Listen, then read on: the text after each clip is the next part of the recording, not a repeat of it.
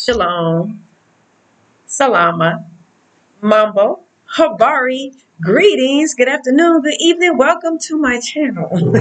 This is Wanda, this is Diaspora Connect. Thank you so much for tuning in. Let me make sure I have this volume up. Okay, all right, perfect. So I decided to do a video today, and I said I was going to do one more often, but we're going to just flow because yeah, I just wanted to chat with you today. I was out and about, and just looking at what's going on right now. Everybody, all these natural disasters. The Caribbean was just hit by Hurricane Beryl, hit Texas, and yeah, it's that time, y'all, that we need to get on our knees and pray. Pray like you ain't never prayed before, because things are getting very dangerous, and you have to make sure that you cover yourself and your family in prayer. Prayer is the key to protecting you and your family. It does not matter what location you're in. I'm usually kind of talking about America, but this can happen anywhere. This is all over the world. So just keep your family in prayer no matter where you are. That's what I do. It's weird because I'm over here in Tanzania. If you don't know, I repatriated to Tanzania back in 2021, July 2021. This year makes 4 years I've been living here in Dar es Salaam, Tanzania, and in Africa, and East Africa for that matter. And it's been very beautiful, very wonderful. All things are working out for me. Um, not that it's perfect. Yeah, I've had some ups and downs, but for the most part, all is well with me. Um, I have food, shelter, roof, all those things that we need. And I have a business that I do travel and business consultation. So if you're interested in visiting Tanzania, if you're interested in repatriating, and if you're interested in doing business, hit me up at diasporaconnect0@gmail.com.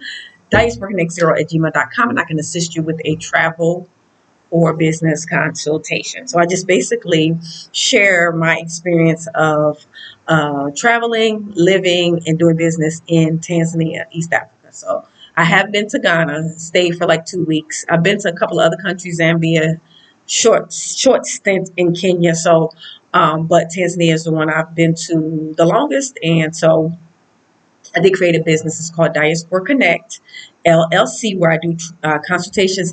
However, when you create a business, you can expand your business. You can open up different businesses underneath your business. So, yeah, I'm working on expanding at this point. At first, the first couple of years, the first 2, 3 years, I just been trying to, maintain, keep my head afloat.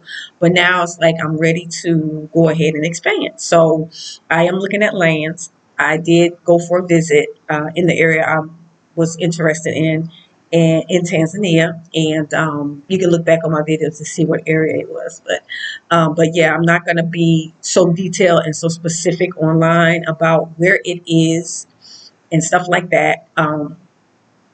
What I'll do is, when I'm in that land, I'll just show pictures while I'm in there. I'm not showing how to get there. I'm not showing any names, because we have to be careful with what we share online.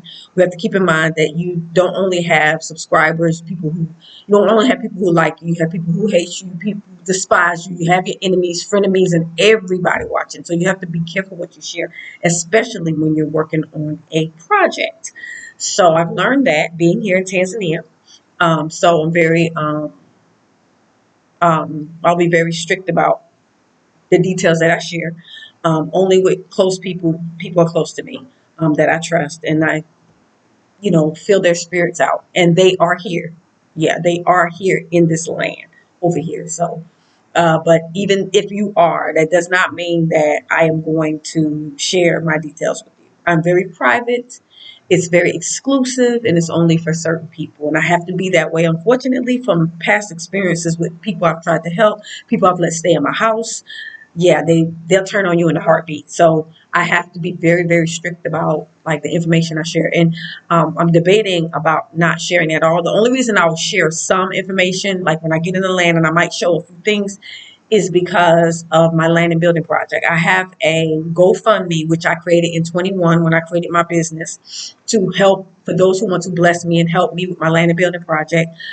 So it has taken me that long to be able to narrow down where I want to be and just different details. So, as you know, when you live in Africa and you want to do business and you want to buy land, you have to take your time. You have to take as long as you need.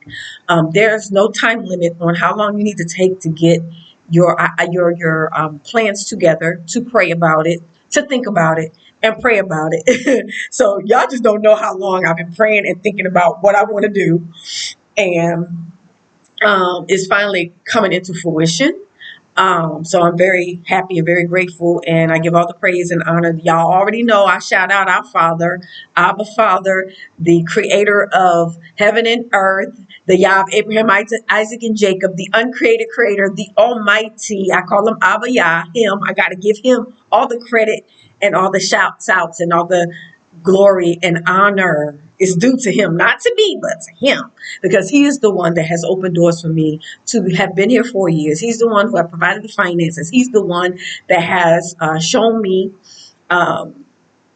encouraged me in the project and my land and building project, and just he's all involved. Yeah, I include him in everything. That's why I don't like to rush to make decisions. I like to wait and pray and wait and pray and wait. And if I don't hear anything, then sometimes that is showing me I had to learn that I need to wait, because maybe this is not, because sometimes he doesn't always say like talk like we want him to.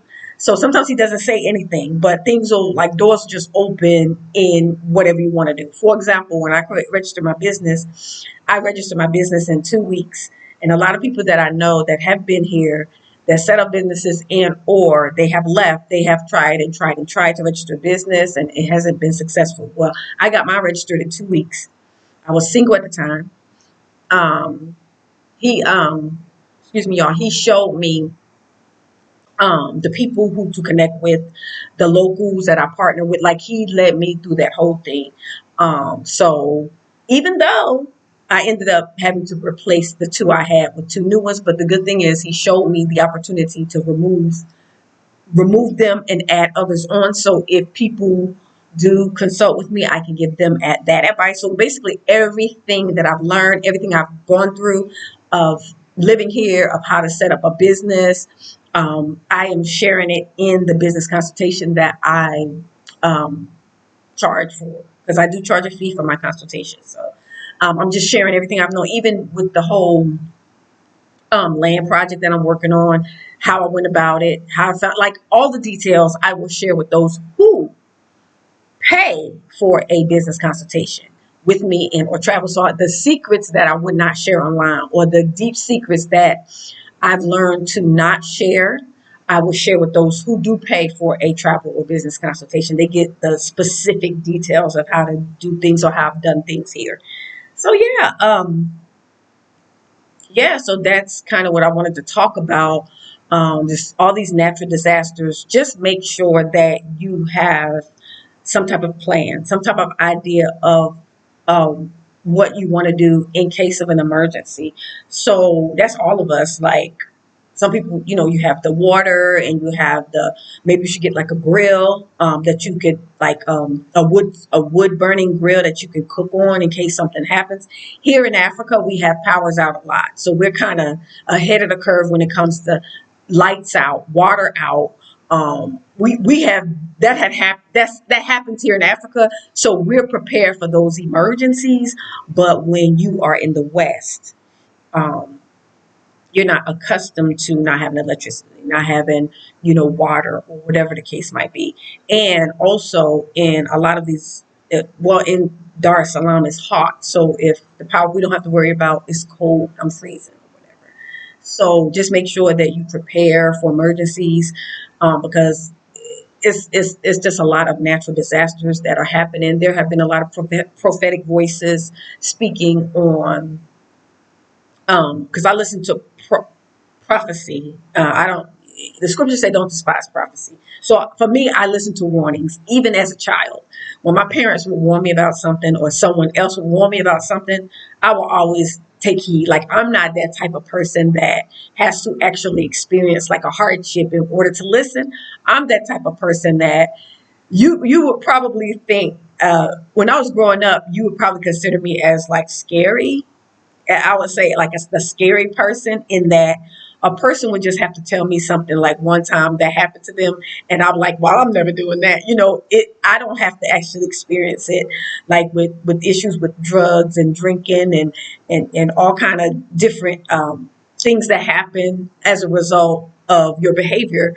All I have to do is hear someone tell me one time, oh, well, this happened to me when I was taking drugs or when I was drinking or this, that, then I'm already like, yeah, I'm not going to do that. So I'm like that even to this day. If I hear prophetic voices and if I hear warnings about something, I always take heed. So even when I was in the West, before I even got here, I had like water. I had jugs of water I brought. I had like all these different prepper type stuff. I wasn't in it like deep, but I had like canned goods set aside. I had water. I had candles. I had blankets. Like in my car, I kept blankets and flashlight, and like I would do all those type of things to prepare for emergencies, especially when you live in a cold climate. I lived in Colorado, very cold, and I would drive around a lot by myself. So I had to make sure I had the blankets, and I had I even bought some jumper cables, and I had all kind of stuff in my trunk for emergencies. And of course, personal protection too. Not a gun. I had like mace, and I had a knife. Like I had my own little personal security stuff too. So I've always been the kind of cautious type, and so I just wanted to encourage those wherever you live, just prepare for emergencies that may come up with lights out, or like I said, lights out, and the lights of power go out. If you have a grill or a wood burning grill, stove, or something like that, make sure you have matches or a lighter so you can cook.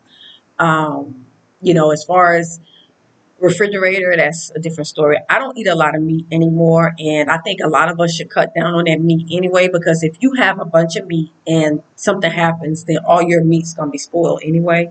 So vegetables do last a little bit longer, but but just prepare canned goods and um, water, and just think of things like candles, lanterns, whatever you need, blankets, sleeping bags, walkie talkies. Maybe if the power's out, you may not be able to charge your phone, so get you some two-way walkie talkies that use batteries. Get you some flashlights with batteries.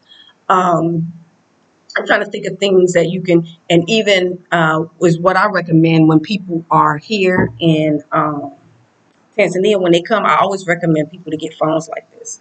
Everybody here in Tanzania, although most of the locals have phones like this, this is an analog phone. So it's not a smartphone. It's just just like a Nokia. Just a Nokia phone, and you can talk on it and text. That's it.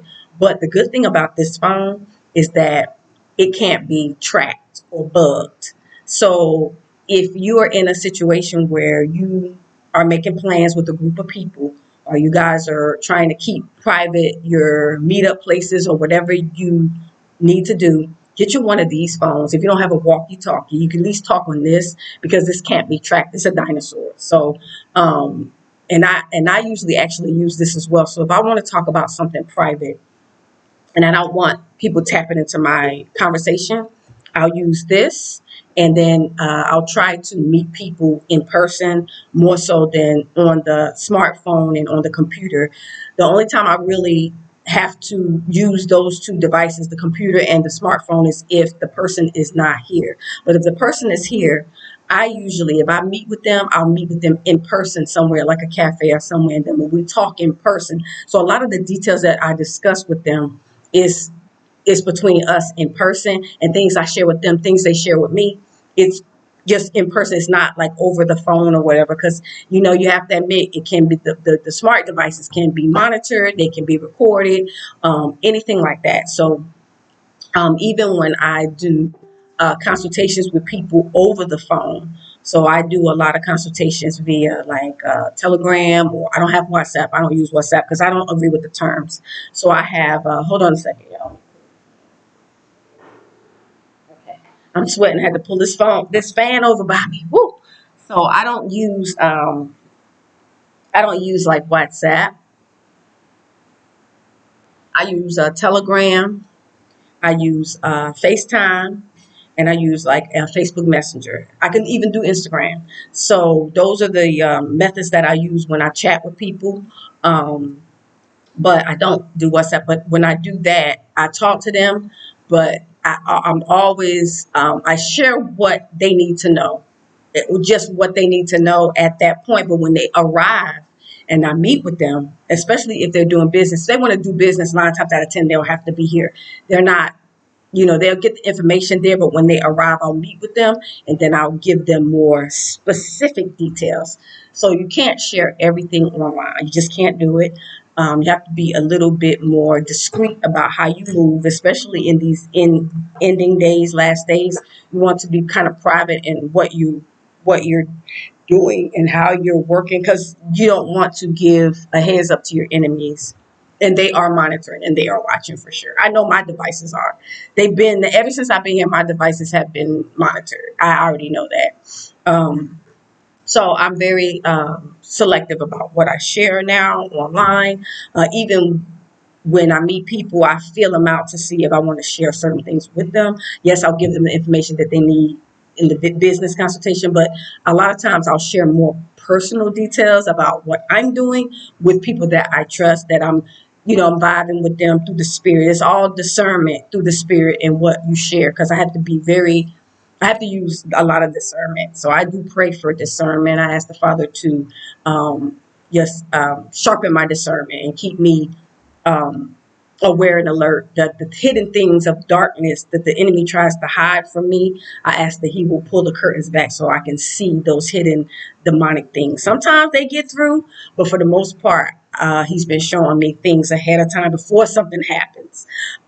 In the past, it's been something falls apart and then I see it after the fact. But I pray to the Father. I'm like, could you show me before the wave comes, so I can be ahead of the wave, ahead of the curve, instead of finding out after everything falls apart, then I find out. So he's been warning me ahead of time. Some things have gotten through, but for the most part, I caught him just in the nick of time to where I could recover and get back, stay on track.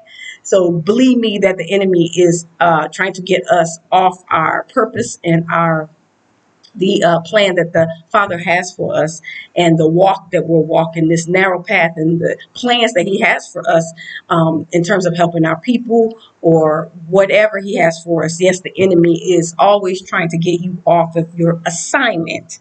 So you always have to keep that in mind when you are online, especially. So I'm learning that. And I'm taking the time to learn that. It's coming along, but yeah. So I just decided to do this video because I said I was going to do them more often, and decided to just talk to you about preparedness. Prepare. If you are going to stay in America, it's a lot coming down the pipeline there. A lot of people don't believe, but some people do. For me, I believe that America is Mystery Babylon. That's in the book of Revelations. And I do believe that, but that's just me. So I do believe that judgment is definitely coming to America. A lot of people have been warning about that only because of her sins. Yes, I was born and raised there, but that doesn't negate the wickedness that America has done to its people, whether they accept us as his people or not, to the Indians. They killed off the Native Americans when Christopher Columbus gave them those blankets with the smallpox in it and killed a lot of them. And then the slaves, they brought the slaves to America, mistreating the slaves, and a lot of our blood is on that land. A lot of our people, and even till this day, our people are missing. It's a lot going on with our people. And abortion, of course, and the homosexuality and the transgender and all that stuff is causing judgment to come upon America. It's not that I want it to happen. It's just it's going to happen because it's in the book of Revelations. And if you look at the Bible and read the Bible, whether you subscribe to it or not, everybody, they're going to bow their knee. They're going to bow their knee to the Father and the Messiah. Everybody, every man, every nation. Once you see how he's going to ravish this world, everybody's going to be bowing their knee. So you might as well do it now, but you'll see.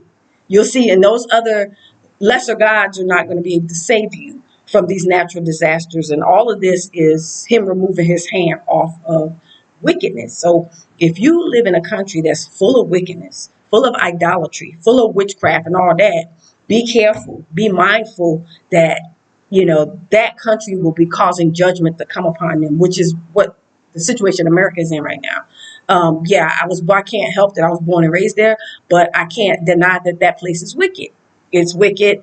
It assassinated a lot of people, disrupted a lot of countries' structure, especially in Africa. Y'all know, I don't even have to list everything, but it's not a Christian nation that's righteous. It's not. They think that they are, even though they were blessed by the Father, but that doesn't mean that the forefathers were Christians, because they slaughtered a bunch of people to Christopher Columbus slaughtered a bunch of people to say he discovered America. There were people here in America already, so that's wickedness. So, but yeah, it's a lot. But just prepare. Pray for your children. A lot of the children in America are coming up missing. I've been seeing, this is the most I've ever seen missing children. Maybe they just started doing it, like putting them online maybe, but I've never, it's like every day is several different children that are missing, and now it's all ages. So it's the melanated people. So, and this was also foretold. It was prophesied. So I do listen to prophetic voices, and I'm like this. I'd rather be safe than sorry. If you're gonna warn me about something, at least I'm gonna watch. I'm not gonna be like, nah, that's not true. That's not me. I'm gonna be like, okay, we'll see. I'm like that, but then I'm seeing, and then I'm praying, and then I'm reading the Bible, and I'm like, well, the biblical scriptures say that this would happen. So now I'm lining up what the prophecies are with what the biblical scriptures say, and they're accurate. So if you still don't think that America is Mystery Babylon, then just watch. You'll see what's coming down. And yes, every country will be affected by the beast system. Y'all, everybody know about the beast system. Yes, every country will be affected. But then the judgment of America is total destruction, in that annihilation, meaning, yeah, it's going to be like burned to the ground and drop into the sea. So that's the judgment. Like the other nations might get judgment, punishment, like the Israelites got judged and punished for 400 years or this number of years to come back and be restored. That's not America's ending. So it's kind of serious. So it's very serious, actually. And that is the reason why I left to begin with. I left in July 2020 because I found out what America's judgment would be. And I knew it was going to be really bad. And I left right after Corona hit. I left in July 2020. And I knew it was going to be bad. I knew a lot of people were going to die. I knew all that, but I just didn't want to be over there. I wanted to be somewhere where I felt safe. And Tanzania was the country where everything was safe here. Nothing was going on. Everybody, it's like the whole world was it was like Tanzania was like an island to itself. Like everything was normal here. Everybody was at the beach. People kissing, hugging around each other, like nobody was scared of each other. No 6 inches, no mask, no nothing. Some people wore, but for the most part, everybody was still living normally. So to be honest, I am not used to being in lockdowns. I'm not used to masking up because I left in July of 2020. And I didn't have a chance to endure all of that. The only thing I had to endure was my job told us that we could work from home. So I was working from home, but that's it. At that time, they didn't have the six feet distance and the masking out. That we were still just allowed to go to the store whenever we needed. So I was still kind of free. I just worked from home, and I liked that. But I was looking at what was going on in America while I was over here in Tanzania, and it was like a different world. I couldn't believe it, because I was showing videos. I'm like, ain't nobody doing what y'all doing over there. Ain't nobody dying. Like they tried to say people were dying. Nobody was dying here. Nobody was even coughing here. Yeah, so country was open. So I knew that I needed to be somewhere safe, and this is where the Father led me to. And I've been here ever since. And don't, yeah, yeah, so anyway, all is well. I just wanted to do this video and share a few tips with you to prepare, prepare physically and prepare spiritually. Pray over your loved ones. Cover your house in the blood of the Messiah. Hopefully you believe. If not, you need to start because everybody eventually, they're going to bow their knee. Everybody's going to bow their knee. When things get bad, and floods come and people be taken away and all kind of stuff, like in the days of Noah, everybody's going to bow their knee to the Messiah, to the Father, everybody, all nations. So you just might as well just know that that's going to happen. So just prepare, and be safe. Um, have an exit plan. If you want to stay, then look for ways where you can at least grow your own food. A lot of people are doing that now. I'm noticing online a lot of people have their own gardens. Even if they have an apartment, they have, like, they buy these little planters and they plant their own fruits and vegetables. So maybe you can do stuff like that. So you have your own food. So the grocery store closed, you'll have something to eat, vegetables or something. Land, farming. Even if you don't have land, you can have planters and get you some planters around your place, maybe around your porch if you got a porch, and grow some fruit and vegetables. I'm even growing some seeds that whenever I eat fruit and vegetables, I'll keep the seeds and I'll plant them. And I've been doing that because when I'm going to take them over to the land and I'm going to plant them in there. So those are things. I'm not buying seeds. I'm just using the seeds when I eat the food. Or I've seen some videos where people actually take the fruit or the vegetable and they just plant it in the ground. I can do that. Like, I'm not buying seeds. We got too many fruit and vegetables here in Africa to be buying seeds. I'll just plant what I eat. So yeah. But anyway, that's all I wanted to say. I just wanted to do this video. I just wanted to say, praying for everyone. Stay in prayer. Keep your family covered and yourself. And if you're coming to Tanzania, hit me up, or hit some of us up. It's a lot of diaspora, not only in Tanzania. We got some in Kenya. There are people all around there, diaspora all around. There are certain countries that a lot of us are going to: South Africa, Ghana, Gambia. I wouldn't recommend Gambia right now, only because they have a lot going on. I wouldn't, especially if you're a single woman, I wouldn't recommend Gambia right now. But I'm not trying to be like a fear monger or nothing, but just safety. So yeah, but anyway, I'm going to end this video. I just wanted to have you lay eyes on me and just give you encouragement and plan for what's to come. No man knows the day or the hour, but we just got to be ready, right? Got to be ready. So thank you so much. I'm going to do another video next week. And yeah, that's it. So thank you. Shalom, salama, peace, family. See you guys in the next video or the next live.